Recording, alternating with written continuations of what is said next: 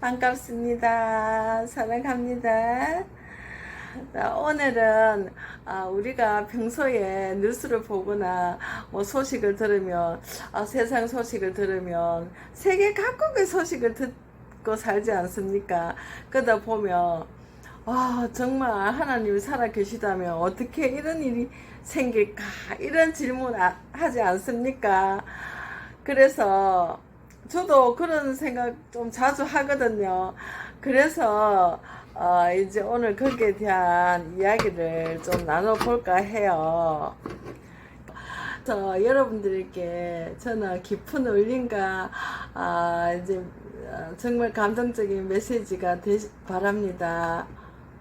정말 하나님이 계시다면 이 세상에 왜 이렇게 끔찍하고 악한 일들이 생길까요? 여러분들은 왜 그렇다고 생각이 됩니까? 댓글에 많이 올려주시면 감사하겠습니다. 정말 하나님이 살아 계신다면 그런 일이 있을 수 있을까요? 제가 거기에 관한 이야기를 오늘 이제 좀 하려고 하는데요. 우선에 정말 하나님이 살아 계시다는 그런 사례 예시보다는 이 메시지가 던지는 여러 가지 이야기를 좀 해보고 싶어요. 그러면 정말 하나님이 살아계신데 왜 이렇게 악한 일이 생길까 하는 그런 질문은 정말 깊고 아픈 질문이에요. 하나님이 계시다면 정말 왜 이렇게 악한 일이 세상에 이렇게 많을까요? 수천 년 전부터 사람들은 이 질문을 던져왔고요. 지금도 여전히 누군가는 이 질문 앞에서 눈물 짓고 있어요. 정말 마음 깊이 신을 찾는 사람들은 또 믿음을 가지고자 하는 사람일수록 이 질문은 아프게 다가온다고 생각이 됩니다. 정말 믿고 싶은데 세상이 너무 아프고 잔인하니까요. 어떤 때는 하나님이 없나 보다 이런 생각을 하게 되지요. 그러면 하나님이 계시는데 왜 세상에 악이 이렇게 존재할까요? 자, 이래서 우리가 믿음과 고통 사이에 이제 마음이 이렇게 악한 세상에 왜 하나님은 침묵을 하는 것일까요? 침묵을 하고 계신 걸까요? 살다 보면 그런 생각 안 들 수가 없지요. 정말 이렇게 악한 세상에 정말 하나님이 계시나? 끊임없이 요즘 전쟁 나죠. 또 학대하죠. 배신하죠. 억울하게 죽죠. 착한 사람들이 고통받죠. 그리고 너무 악한 일들이 너무 많으니까 하나님 살아계시다 왜 가만히 계시냐고, 왜 안 막으시냐고, 왜 이런 고통을 허락합니까? 라고 우리 부르짖죠. 그렇지만 우리는 항상 뭐 앞에 서가 있느냐 하면은 이 세상이 완전하지 않다는 증거 앞에 우리가 서 있는 것입니다. 이 세상은 아름답기도 합니다. 정말 아름답죠. 봄, 여름, 가을, 겨울. 아름답기도 하지만 동시에 너무 불완전하고 깨어져가 있거든요. 그래서 이제 성경에도 이 세상이 죄로 인해서 타락한 세상이라고 말하잖아요. 그래서 우리가 지금 고통과 악은 하나님이 원하시는 세상의 모습은 아니죠, 사실은. 그런데 제가 첫 번째 무슨 이야기를 했어요. 첫 번째, 이게 바로 이런 악한 일이 일어난다는 것은 이 세상은 결코 완전하지 않다라는 증거고요. 두 번째는 뭐냐, 하나님 때문에 그런 것이 아니라 하나님이 자유를 주셨는데 그 자유에 대한 책임을 우리가 지지 않았기 때문에 이런 일이 생긴다는 거죠. 그래서 하나님은 우리를 로봇처럼 무조건 순종하게 만드는 것이 아니라 우리에게 뭐를 줬어요? 자유를 주셨잖아요. 자유의지를 줬는데 사람은 자기가 스스로 사랑도 선택할 수 있고, 그것은 선택할 수 있는 자유가 주어졌지만 그 자유는 선을 선택할 수 있는 자유도 있지만 악을 선택할 가능성도 포함하고 있잖아요. 그래서 세상의 모든 고통은 사람이 사람에게 저지르는 선택에서 이제 비롯 거죠. 그래서 하나님은 침묵하시는 것 같지만 결코 외면하지 않으신다는 것이 세 번째예요. 일단 사람이 잘못 선택해서 세상이 악하게 되었지만 하나님은 세 번째 뭐냐? 침묵을 하시지 않는다는 거죠. 어떻게 아느냐고요? 우리가 생각할 때는 하나님이 침묵하시는 것 같이 느끼죠. 근데 하나님은 조용히 예수님을 통해서 그 고통의 한가운데로 들어오셨어요. 십자가에서 가장 억울하고 가장 외롭고 가장 잔인한 고통을 당하셨어요. 예수님이. 그건 바로 하나님이 멀리 계시는 분이 아니라 우리 눈물까지도 다 아시는 분이시라는 증거예요. 벌써 증거가 몇 개 나왔어요. 첫째는 이 세상이 악하다는 것, 두 번째는 우리에게 선택을 주셨는데 자유의지의 자유를 주셨다는 것, 세 번째는 하나님이 침묵하고 있는 것 같은데 아니라는 거죠. 왜?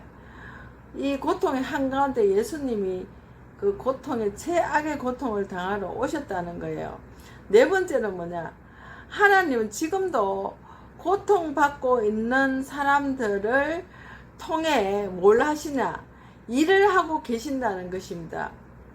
그래서 성경에는 수고하고 무거운 짐진 자들아 내게로 오라. 그러면 내가 너희를 쉬게 하리라 하셨지요.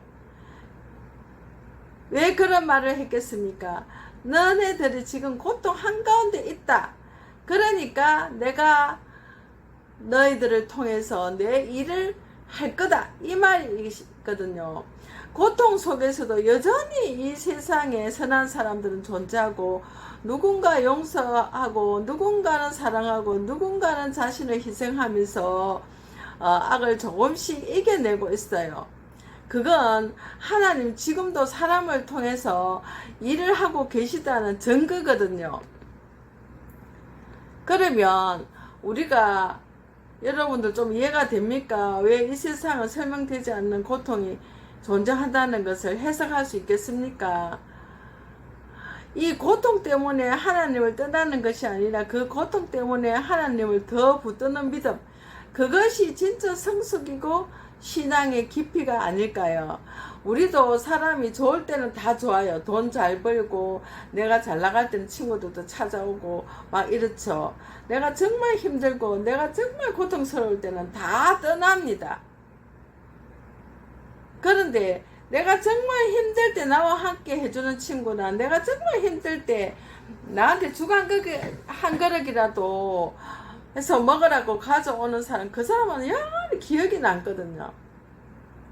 저도 그래서 우리가 고통받을 때 나와 함께 했던 사람은 영원히 잊을 수가 없어요. 그런데 우리가 이제 이 세상이 너무 힘들고 악하다고 해서 우리가 하나님이 없다고 믿음을 놓는다는 것은 그것은 성숙한 신앙이 아니죠. 진짜 성숙이 아니고 깊이 있는 신앙이 아니라고 생각이 돼요. 그러면 이런 힘들 때의 그 사례를 하나 들어보겠습니다.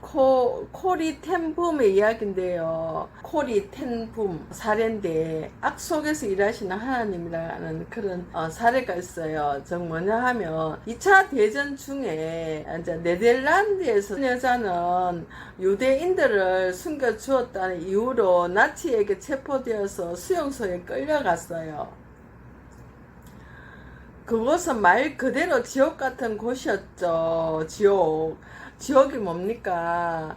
배고프고 질병이 있고 죽음이 있고 인간에게 저지를 수 있는 모든 악이 거기 있었거든요. 그런데 그녀는 그 속에서 이런 질문을 끊임없이 던졌습니다. 하나님, 왜 나를 이런 곳에 저를 두셨나요? 당신이 정말 선하시다면 왜 이런 일이 가득한 곳을 허락하셨나요? 이렇게 막 계속 질문했다는 것입니다. 정말 인간적이죠. 인간이라면 누구나 그런 질문을 할 수 있어요.